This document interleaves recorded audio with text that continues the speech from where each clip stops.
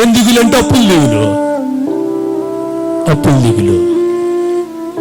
కనుక అప్పుకు కూడా ఎక్కువ పోవద్దు, అప్పు చేయొద్దు, అబద్ధం ఆడొద్దు, అసూయ పడొద్దు, అనవసరమైన ఖర్చులు.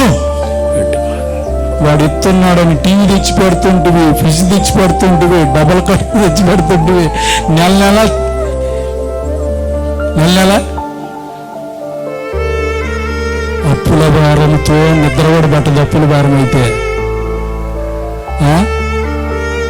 మగోనికి హస్బెండ్ ఎవరంటే వాళ్ళు నిద్రవాణి, నిన్ను అన్నం కూడా తినేవారు. అన్ని బాధల కంటే ఈ అప్పుల బాధ చాలా భయంకరమైందండి. అప్పు ఇస్తున్నారని తెచ్చుకోవద్దు, నీ సోమత నీకున్న దాంట్లో సర్దుకో.